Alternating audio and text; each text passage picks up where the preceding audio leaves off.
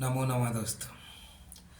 वर्तमान में एक ट्रेंड बहुत ज़्यादा चल रहा है कि औरतें मर्दों के बराबर हैं।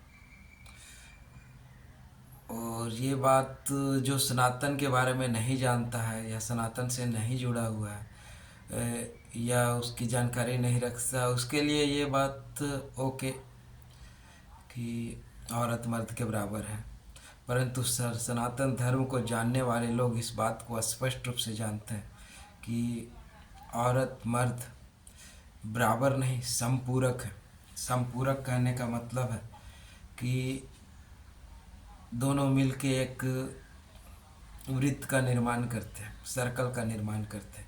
अगर औरत 270 डिग्री है तो उसमें मर्द जब 90 डिग्री बनकर जुड़ेगी तभी वो 360 डिग्री बनेगा और वो एक वृत्त का निर्माण करेगा। उसी को समपूरक कहते हैं। अर्थात अगर औरत 180 है तो मर्द को भी 180 होना पड़ेगा। अगर मर्द 70 है तो औरत को 290 बनना पड़ेगा।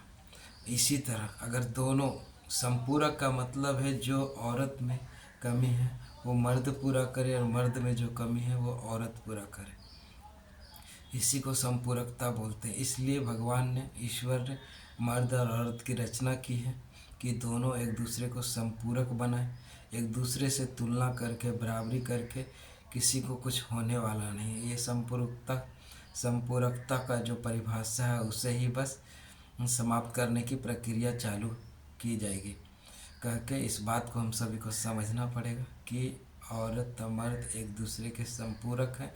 दोनों हर एक परिस्थिति में एक दूसरे के साथ जुड़ेंगे तभी जाकर संपूरकता का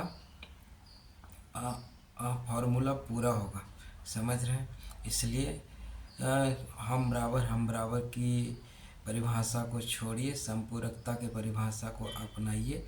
यही सनातन सिद्ध करता है। युगों युगों से ये चीज़ को सिद्ध होते आया है। जब भगवान विष्णु योग मुद्रा में चले जाते हैं तो माँ लक्ष्मी वैष्णवी का रूप लेके संसार में सामंजस्य बनाने के लिए वैष्णवी का धारण करती है और राक्षसों का संहार करती है।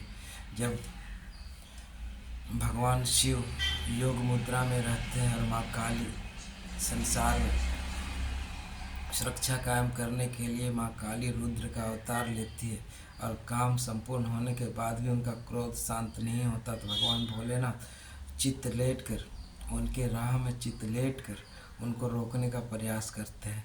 यही बात बताता है कि अगर सामने वाला क्रोध में है तो सामने वाला शांत रह कर, या फिर सामने वाला शांत है तो सामने वाले की रक्षा के लिए क्रोध करके अपनी जो भी है, जो सामने वाले की कमी है वो सामने वाला जब उस चीज़ को पूरा करता है तो पूरा होता है ये कार्य। इसी तरह से संपूर्णता का कार्य धर्म को पूर्ण किया जा सकता है। इसी सनातन धर्म के इस कला को समझना होगा। औरत और मर्द बराबर नहीं, एक दूसरे के संपूरक हैं।